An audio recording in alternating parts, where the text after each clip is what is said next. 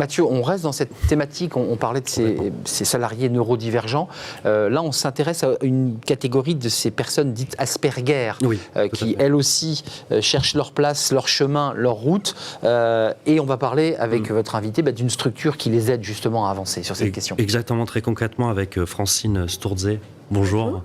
Vous êtes fondatrice d'AspiJob, un site de recherche d'emploi des personnes Asperger, de mise en relation avec les employeurs. C'est une émanation d'une association, la vôtre, qui s'appelle À l'emploi Autisme Asperger, afin d'accompagner les Asperger dans leur insertion professionnelle, les accompagner. Ce qui fait écho à ce que vient d'entendre. Ce qui fait complètement écho à ce que vient d'entendre, mais qui est une proposition en plus que vous avez monté avec votre association et je pense les membres de votre association, et qui peut aussi, car c'est très important je pense de le dire, non seulement aider les personnes Asperger à trouver un emploi, à y être bien, etc., mais aussi peut-être avoir un regard sur un problème sociétal, de société qui peut être mis en lumière par l'emploi. Racontez-nous la genèse de AspiJob. Alors d'abord, je ne suis pas seule. D'abord, ça c'est la première chose. Ouais. Je suis la fondatrice, mais je suis d'ailleurs que la cofondatrice, puisque nous sommes deux. Et nous avons été très vite rejoints par toute une équipe, je dois dire de mamans engagées. D'accord. Et de mamans engagées qui ont pris la responsabilité de l'ensemble, d'une partie de nos activités.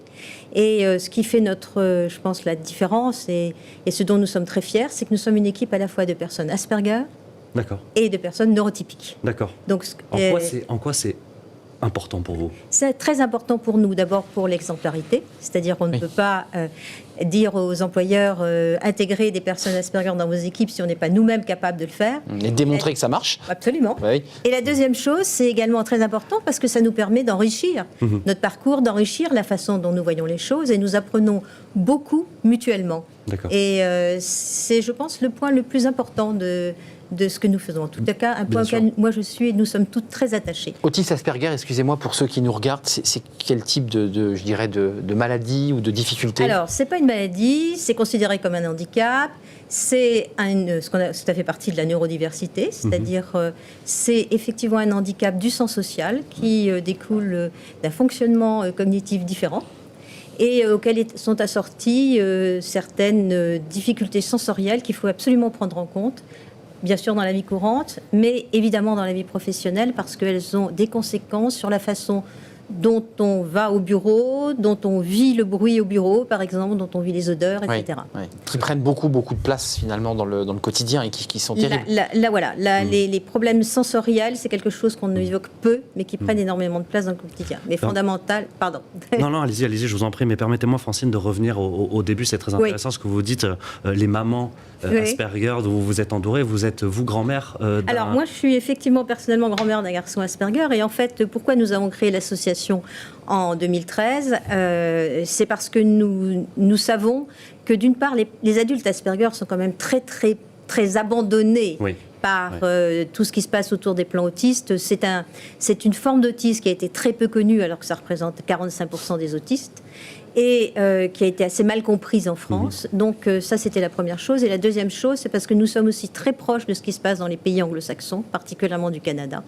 Et grâce à ça, nous avons pu rencontrer en août 2013 une association qui existait là-bas déjà depuis plus de 15 ans, qui s'appelait À l'emploi.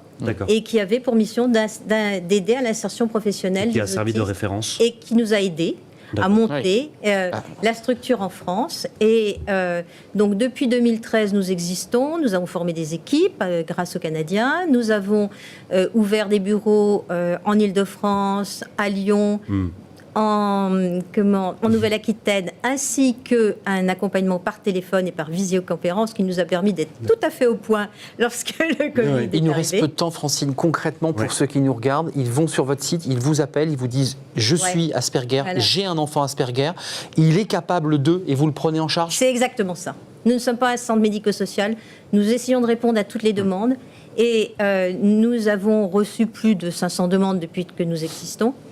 Et nous avons un taux de mise à l'emploi qui est de l'ordre de 30% et un taux de réussite quand on utilise nos méthodes qui est de 98%.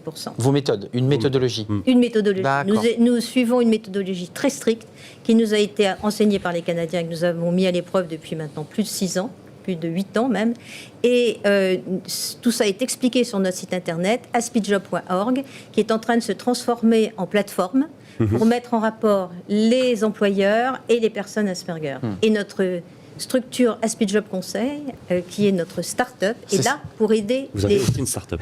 On a une start-up, et qui est là pour aider les entreprises à intégrer ces profils. Et ça démarre très fort sur 2020, et j'espère que ça va continuer sur 2021. Merci beaucoup, Francine. Merci Francine Sturze, fondatrice d'Aspijob, à la fois une association, un site, une plateforme, et la start-up de l'accompagnement.